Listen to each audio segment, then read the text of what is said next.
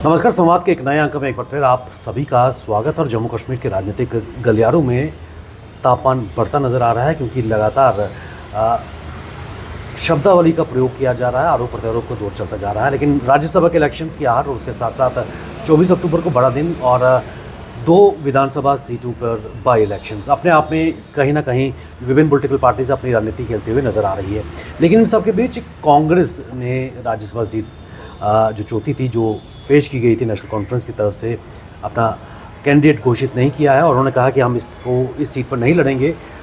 क्या वाकई जो गठबंधन की मर्यादा है, क्योंकि pre poll alliance national conference और कांग्रेस के बीच जम्मू कश्मीर में विधानसभा चुनावों को लेकर हुआ था और उसके तहत कांग्रेस की 2 सीटों पर मांग थी, और क्या वाकई गठबंधन की मर्यादा का उल्लंघन नेशनल कॉन्फ्रेंस द्वारा किया गया है? इन मुद्दों पर बात करने के लिए मेरे साथ जुड़ चुके हैं कांग्रेस पार्टी के वरिष्ठ नेता, पार्टी के chief spokesperson advocate Ravinder Sharma ji. Sir, स्वागत है। धन्यवाद। रविंदर जी, स्पष्ट तौर पर क्या वाकई नेशनल कॉन्फ्रेंस ने गठबंधन की मर्यादा का उल्लंघन किया है? देखिए, हमने बता दिया कि हुआ क्या। लोग फैसला करते हैं, जनता जनार्दन होती है। पहली बात तो यह है कि 4 सीटों को चुनाव था, जिसमें 3 सीटें टोटली सेफ और सिक्योर्ड हैं। उसमें नेशनल कॉन्फ्रेंस को किसी हमारे एमएलए की वोट की ज़रूरत नहीं है।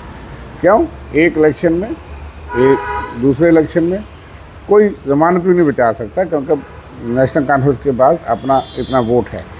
तीसरी सीट पे भी अगर वो अपना वोट भी सारा ना डालें तो नेशनल कॉन्फ्रेंस का कैंडिडेट जीतेगा। कोई दुनिया की ताकत उनको वो नहीं हो सकता। ये जितनी मर्जी क्रॉस वोटिंग वो कर सकें, मुझे नहीं लगता।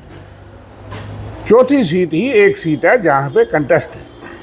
हालांकि उस सीट पे भी जो है नॉन बीजेपी एमएलए की स्ट्रेंथ 60 है और उनके पास 28 है। अगर उनको 2 हिस्सों में डिवाइड कर दो, मैं पहले बताना चाहता हूँ, तो 30-30 होते हैं। लेकिन कुछ एमएलए विधायक उसमें इंडिपेंडेंट आइडियोलॉजी या पार्टी के हैं या इनके साथ हैं जो इंडिपेंडेंट हैं, और उनके ऊपर व्हिप नहीं होता। अदरवाइज ये चुनाव जो है वो ओपन वोटिंग है। एमएलए वोट डालता है, आप अगर पार्टी का एजेंट है, जब मैं हूँ, मुझे आकर दिखाता है, फिर बक्से में डालता है, तो वो क्रॉस वोटिंग नहीं हो सकती। मैं कई बार इसमें एजेंट रहा पार्टी की तरफ से, ये रहा।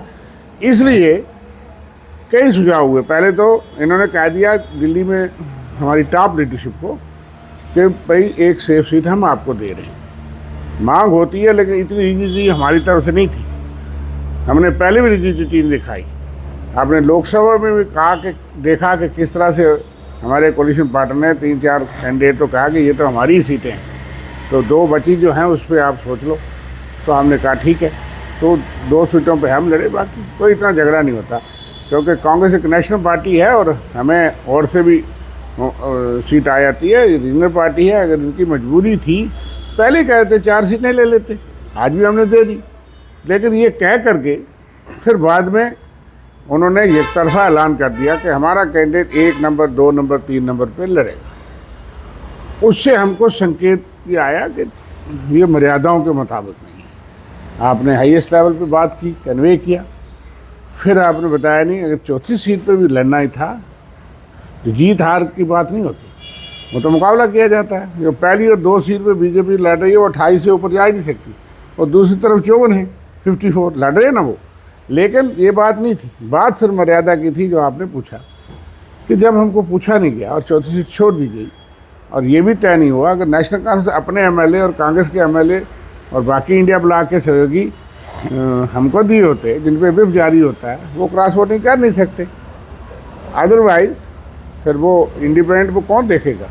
वो तो हमारे अलाई नहीं, वो नेशनल कॉन्फ्रेंस के अलाई हैं। कुछ लोग सत्ता उनके पास है, तो इसलिए उस पर कुछ और बात भी थी। इससे हमें लगा कि ये हमारे लिए लड़ना मुनासिब नहीं। हमने बड़ी विनम्रता से जो सीट उन्होंने दी थी वो वापस दे दी और वो लड़ रहे हैं। फिलहाल हमने ये कन्वे किया कि ये अच्छा नहीं। क्यों? अगर हमारे साथ बात हुई या मजबूरी बताते, कोई प्रेशर कहाँ से आया, क्या है, इंटरनल प्रेशर है, अंदर से स्वर आते हैं, हम वो समझ सकते हैं उनकी कोई मजबूरी है, तो हमें कोई परेशानी नहीं। हम वो सीट भी दे देते, हम एक सीट में लड़ते, लेकिन नगरोटा और बड़गाम से एक सीट मिल जाती तो झगड़ा कोई नहीं था। लेकिन जैसे उन्होंने दिया वैसे हमने प्यार से वापस दे दी, तो इसमें हमारी तरफ से कोई बेसाखी नहीं। हमने कहा हमारा दुश्मन राइवल पार्टी विचारधारा के मुताबिक बीजेपी आरएसएस है। उस वक्त भी कोई मजबूरी नहीं थी, लेकिन हमने कहा, और हमने कहा दिल्ली फैसला नहीं करती है एक तरफा, ये मैं आपको बता दूं। कांग्रेस पार्टी में उस वक्त भी मैं तो हर डेरिवेशन का तकरीबन हिस्सा होता हूँ, और उस वक्त राहुल गांधी जी ने हमें बुला करके दिल्ली में सारी लीडरशिप को कहा कि जो आप चाहते हैं वो जाके चर्चा करो और हमें कन्वे कर दो, हम उसी मुताबिक। और ये चर्चा की कि विभाजन को रोकने के लिए, और सबसे ज़्यादा जम्मू के नेताओं ने कहा कि भाई ठीक है, अगर थोड़ा थोड़ा वोट भी विभाजन से होगा तो शायद नेशनल कॉन्फ्रेंस को नुकसान होगा, हमको भी होगा। तो हमने किया था लार्ज इंटरेस्ट, क्योंकि बीजेपी ने जो तोय की, हमारी स्टेट छीन ली, हमारे सारे जल जंगल ज़मीन लुटे जा रहे हैं, लोग बेरोज़गार हैं। तो हम बीजेपी को तो हर कीमत पे यहाँ रोकना ही चाहते थे, आज भी रोकना चाहते हैं।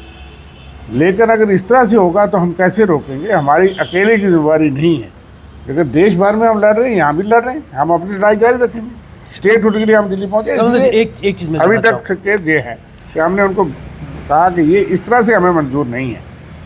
एक चीज़ मैं आपसे जानना चाहूँगा कि आज के लिए एक प्री कंडीशन कांग्रेस की तरफ से रखी गई थी कि 5 नेशनल कॉन्फ्रेंस के एमएलए चौथी सीट में कांग्रेस के फेवर में वोट करेंगे और जो 5 निर्दलीय हैं वो नेशनल कॉन्फ्रेंस को फेवर करेंगे। देखिए, कुछ बातें आदान प्रदान हुई, क्योंकि मैंने कहा ना, उन्होंने कहा सेफ सीट तो नंबर 1 और नंबर 2 माना जाता है, नंबर 3 भी सेफ सीट माना जाता है। लेकिन 1, 2 छोड़ के तीसरी भी उन्होंने बाद में वापस ले ली।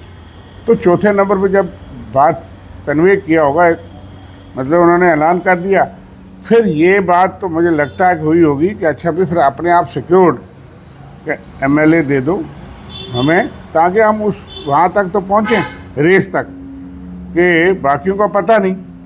तो वो बात ये भी नहीं थी कि सीट की, जिस तरह से वो मुकर गए, जिस तरह से वो वापस ले ली बात करके, और वहाँ बात करनी चाहिए थी फिर, तो वो छोड़ देते। हमारी हाई कमान, मुझे नहीं किस लेवल पे मैं जानता हूँ, लेकिन एक हाईएस्ट लेवल पे यहाँ से और वहाँ से बात होकर के ये तय और सेटल था, बक्से में बंद था। जब तक कि राहुल गांधी आते तब तक ऐलान हो चुका था। और अगर कोई मजबूरी है तो कांग्रेस आगे फ्रंट पे आकर लड़ सकती थी, कि कांग्रेस को मैं विश्वास करता हूँ कि इंडिया अलायंस का हिस्सा पीडीपी भी है, हमें मांगने की ज़रूरत भी पड़ती है। और एक बड़ी बात यह है कि सारे बीजेपी आरएसएस की नीतियों के खिलाफ हैं, तो वो 3 सीट भी मिलती। तारिगामी साहब, उनके भी साथी हैं ना, इंडिया अलायंस सीपीएम है। और जो कल जिन्होंने ऐलान किया, उन्होंने कहा कि मैं कांग्रेस को देने को तैयार था। तो 5 वोट तो हमारे पास एक्स्ट्रा ये नज़र आते हैं। दूसरे भी 1-2 साथी हैं, और बाकी जो इंडिपेंडेंट साथी हैं वो इस वक्त नेशनल कांग्रेस की सरकार के साथ हैं। पीडीपी की तरफ से भी कहीं ना कहीं फीलर आ रहे थे कि वो गांधी की आइडियोलॉजी को फेवर करेंगे। देखिए, वो इंडिया अलायंस का तो हिस्सा है ना, सवाल ये नहीं है। हमने उनको सीट नहीं दी लोकसभा में, हमने उनके साथ सीट शेयरिंग नहीं की, हमने सीट शेयरिंग नेशनल कांग्रेस की, लेकिन फिर वो इंडिया अलायंस का हिस्सा है। और दूसरा ये है कि उनकी राजनीति ये है कि बीजेपी के खिलाफ हैं वो लोग, और जो जहाँ हुआ, हम अगर खिलाफ हैं जम्मू कश्मीर में, जम्मू कश्मीर का अस्तित्व मिटा दिया बीजेपी ने। यहाँ जो हो रहा है, और आज भी चुनी हुई, हमने 1 साल में हम शील्ड की तरह उमर अब्दुल्ला सरकार के खिलाफ जो बात करते थे, हम खड़े रहे कि भाई पावर्स ही नहीं है, आप हिसाब मांगते हो। हिसाब बीजेपी मांगती है कि फेलियर का इल्ज़ाम वो लगाती है, फलानी बात करती है। और हमने कहा भाई आपने पैसे नहीं दिए, डेली वेजेस कैसे पक्के करेगा? हम तो कवर थे नेशनल कॉन्फ्रेंस सरकार के, हम सरकार का हिस्सा नहीं बने। उस वक्त भी हमने कहा कि इस केंद्र का रवैया ठीक नहीं और हमको लड़ाई करनी पड़ेगी स्टेटहुड के लिए। बहुत से सवाल वो हमारे पे उठाते रहे, स्टेट से अलावा बाहर भी उठाते रहे, आपने देखा। तो वो भी मर्यादाओं का उल्लंघन था कि हम ईवीएम के खिलाफ, वोट चोरी के खिलाफ लड़ें।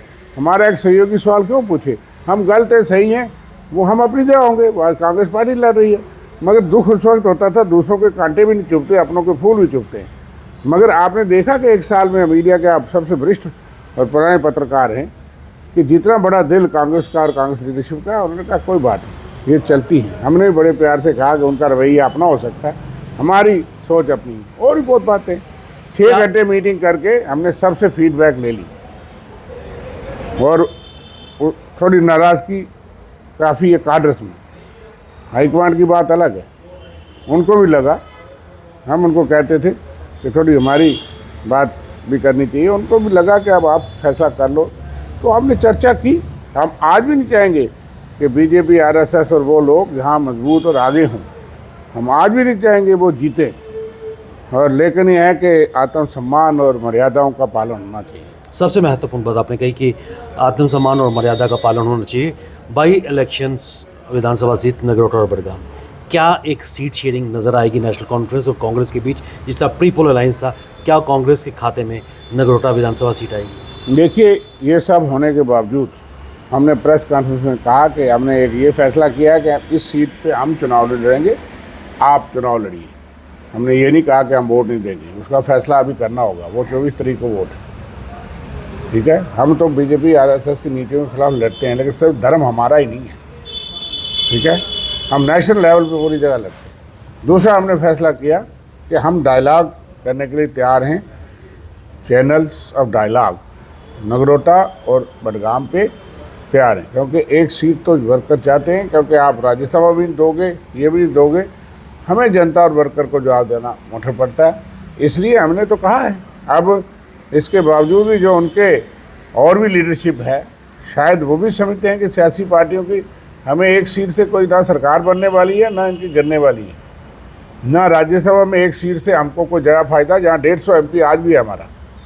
लेकिन बात मैंने कहा मर्यादा, सम्मान की, आत्म जो चिंतन की, कोलिशन में फैसले। हम ये भी हो सकता था कि दोनों पार्टनर्स बैठ के कहते कि 4 सीटें हैं, 3 सीटें तो बिल्कुल सेफ है, चौथी सीट पे बीजेपी के साथ मुकाबला है। कांग्रेस ने फैसला किया कि ये चौथी पे लड़ेंगे बीजेपी आरएसएस के खिलाफ, और हम पूरा प्रयास करेंगे।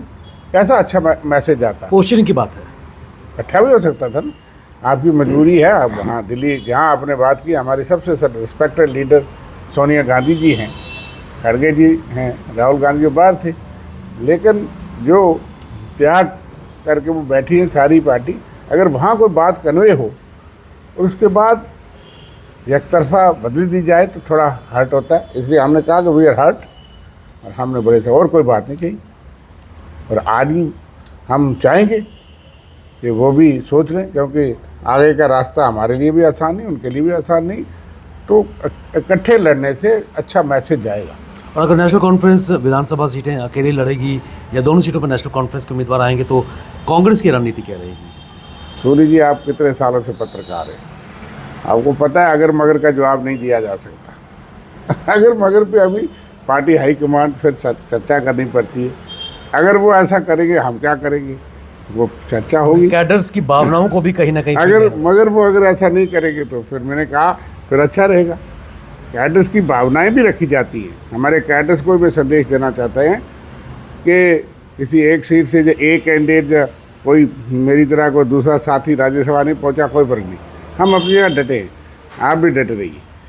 पार्टी का एक पद या एक MLA MP बनने से पार्टी नहीं मजबूत और नहीं। हमारी जो सोच है, जो हमारे लीडर और उन्होंने टारगेट तय किया है कि ये विभाजनकारी हिंदू मुसलमान और सारी लड़ाइयाँ लगवाने वाले, इनका मुकाबला करना है। ये फिरका प्रस्त जो हैं, ये देश को, जहाँ जम्मू कश्मीर को तबाह कर रहे हैं, हमारी पहचान ख़त्म करके डोगरा पहचान, डोगरा रियासत, हम बड़ी तलवारें लगा के महाराजा हरि सिंह को जो है वो फूल चढ़ाते हैं। लेकिन महाराजा हरि सिंह की रियासत किसने खोई?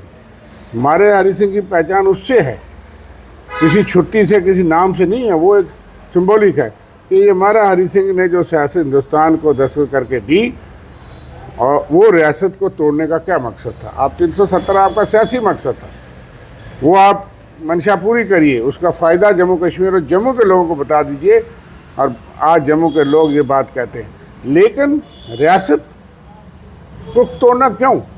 उससे मिलिटेंसी और बढ़ी। रियासत को तोड़ के, जैसे लद्दाख में आप लगे हैं, सारा रिमोट कंट्रोल, सारे ठेके आप देना चाहते हैं, लद्दाख को भी बेचना चाहते हैं। इसलिए लद्दाखी पुरअमन, जिन्होंने कभी तीर नहीं चलाया, चाइना के मुंह के आगे खड़े हैं, उससे देशभक्त और शांतिपूर्ण लोग कौन है? महात्मा बुद्ध के पुजारी। बड़ा अफसोस है। और जम्मू कश्मीर में भी हमें अफसोस है कि जम्मू के लोग नहीं समझे। आज लद्दाख वाले सबसे खिलाफ थे 370 के, जम्मू के लोग तो खिलाफ नहीं थे, चंद लोगों को बताया जाता है इससे नुकसान होता है। लेकिन उन्होंने कहा कि हमको लगता था कि 370 खिलाफ है, जिससे हमारे पर राज होता है। लेकिन आज हम जानते हैं, उन्होंने कहा ना बड़े लीडरों ने, कि हमारे धन जन जंगल ज़मीन उसकी वजह से बचे थे। तो जम्मू वालों को ये सोचना चाहिए कि हम अगली जनरेशन, अगले बच्चे यहाँ आज भी किसी व्यापारी को करनगर में लूटा गया, मैं सो अखबार में पढ़ रहा था। करनगर जैसे इलाके में जहाँ मैं खुद रहा हूँ, जम्मू में क्या हो रहा है इस पे लोगों को जो है वो जागना पड़ेगा। वो उनकी विचारधारा, वोट जो मर्जी हो लेकिन अपना हक तो ले लीजिए। वोट हमें दो ना दो, लेकिन स्टेटहुड के लिए खड़े हो जाइए। और स्टेटहुड लोगे तो सरकार को पावर मिलेगी, हम तो सरकार का हिस्सा नहीं। अरविंद जी, चलते चलते एक चीज़ मैं आपसे जानना चाहूँगा। कल सज्जाद लोन ने प्रेस कॉन्फ्रेंस की और सीधे से नेशनल कॉन्फ्रेंस पर आरोप लगाया कि 5 अगस्त 2019 में जब 370 हटाया गया था, एक दिन पहले उमर अब्दुल्ला दिल्ली गए थे और ये मैराथन के बहाने वो दिल्ली गए थे और वहाँ पर राज्यसभा की सीटें डेलिबरेटली कांग्रेस को नहीं दी गई और NC is playing on the tune of BJP. उनकी क्या जानकारी है मैं जानता नहीं, लेकिन वो भी आपको पता है कि वेल कनेक्टेड हैं रहे।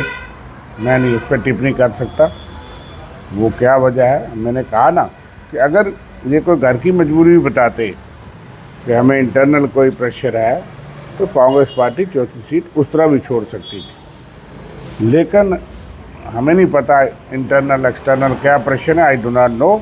लेकिन मैं उस पर टिप्पणी करना चाहता, लेकिन उन्होंने एक दो बातें तो कही। कम से कम मैं इस चीज़ का धन्यवाद ज़रूर करूँगा कि आज हमारे 100 मतभेद हैं। कांग्रेस के ख़िलाफ़ भी बहुत कुछ कश्मीर के लीडरशिप आज तक बोलती आई, फिर उनकी सियासत चलती थी। कांग्रेस को अब तो चंद बीजेपी को करते होंगे, लेकिन हमारी तो नीति ये थी कि हमने उनको ऑन करने की कोशिश की, क्योंकि जम्मू कश्मीर हिंदुस्तान का हिस्सा बना, उसमें पंडित जवाहरलाल नेहरू के दिनों रात लगे। और नेशनल कॉन्फ्रेंस के साथ हमारे रिश्ते इसलिए चलते हैं कि उस वक्त शेख मोहम्मद अब्दुल्ला को साथ रख के तो ये जम्मू कश्मीर को बचाया गया पाकिस्तान के मुंह से। महाराज साहब ने दस्तखत किए, लेकिन वो थोड़ा देरी से किए तो उससे पहले जो मुस्लिम लीडरशिप के तौर पे, तो इसलिए हम उनके ख़िलाफ़ भी कुछ नहीं बोलते। लेकिन मैं ये कहता हूँ कि उन्होंने कहा कि एक बार तक सबूत सर्टिफिकेट कांग्रेस को नहीं चाहिए किसी से कि बीजेपी आरएसएस के साथ वो मिले हैं, बाकी दुनिया मिल सकती है। ये दो नदियाँ हैं जो आपस में मिल नहीं सकती। विचारधाराओं की लड़ाई है, हमारी कोई नफरत नहीं। हम उनकी नफरत के ख़िलाफ़ नफरत करते हैं, मगर हम नफरत नहीं करते बीजेपी वालों से। बीजेपी विचारधारा सोच हम कहते हैं ये देश के लिए ठीक नहीं। बुजुर्गों ने नारा दिया अनेकता में एकता, कि यहाँ हिंदू मुस्लिम सिख ईसाई है, दुनिया को हम संदेश देते थे। आज नाम के विश्व गुरु रह गए, 2 मुल्क हमारे साथ खड़े नहीं होते। सिंदूर के बाद भी और पहलगाम के बाद जो ट्रंप का और अमेरिका जिसको नस्ते ट्रंप, हमें तो दुख लगता है कि जब हिंदुस्तान एक कमज़ोर था, गरीब था, तो इंदिरा गांधी और कांग्रेस की वो नीति थी कि हमने मुंह पे उसको कह दिया अमेरिका के राष्ट्रपति। क्या होगा, मैं मुबारकबाद देता हूँ यूक्रेन के उस राष्ट्रपति को, उसने मुंह पे बह के राष्ट्रपति ट्रंप को कहा और खड़े हो गए। आज तबाह हो जाएंगे, हम भी तबाह हो जाएंगे, लेकिन क्यों दबें अमेरिका से। ऐसी नीतियाँ होने के बाद भी हम विश्व गुरु का खिताब चाहते हैं। तो इसलिए बात यह है कि जो बातें हैं वो दिल में, इसलिए हम उनकी नीतियों के ख़िलाफ़ हैं। फिर आप चाहते हैं कि सारी दुनिया हमें ताली बजाए, लेकिन उनकी मदद कैसे हो रही है, कौन कर रहा है, ये आप देखें। और एक राज्यसभा सीट से को बड़े तूफान है, आगे 3 उनके एमपी हैं, मंत्री हैं, दिल्ली में बैठे हैं, तो क्या ले लिया उन्होंने। जम्मू को 2 रुपये नहीं मिले, जम्मू में प्रधानमंत्री नहीं आए, जम्मू में फ्लड, सारा जम्मू तबाह हो गया। इस वक्त तो जम्मू रीजन की बात है, पिछली बार कश्मीर तबाह हुआ था। कश्मीर में इस बार कम नुकसान हुआ। क्या दिया बीजेपी ने, 28 और 3 31 से 32 हो जाएगा, तो क्या फ़र्क पड़ेगा, क्या मिलेगा जम्मू। जम्मू का व्यापार तबाह, जम्मू का ठेकेदार तबाह, जम्मू का व्यापारी तबाह, जम्मू का ट्रांसपोर्टर तबाह। तो हर चीज़ जा रही है, अगले दिनों में और जाएगी। लेकिन फिर भी हम जो है, जो गुट्टी गई है फिरका प्रस्ती की, हमारी सोच उससे नहीं बढ़ती।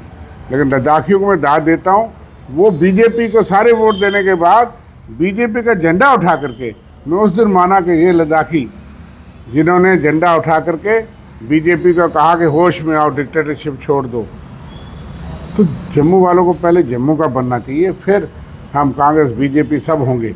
लेकिन वो अपने जाने पर जाएं, क्यों हो रहा है ऐसा। तो इसलिए हमारी तो अपील यह है, हम आज भी और कल भी थे, हमारी कोई मजबूरी नहीं है सत्ता की। हमने इसीलिए सत्ता में शामिल नहीं हुआ, हमने सत्ता के लिए अलायंस नहीं किया। अब हमें खतरा था, जो सज्जाद लोगों ने कल कहा कि 10 सीटें भी कम हो जाती तो 5 MLA और इन्होंने रखे थे जेब में, जिसके लिए हमें कांग्रेस पार्टी को, मेरी अकेले की तो ताकत थी नहीं तो मैं डॉक्टर अभिषेक मनु सिंघवी जैसे बड़े वकील को कर सकता।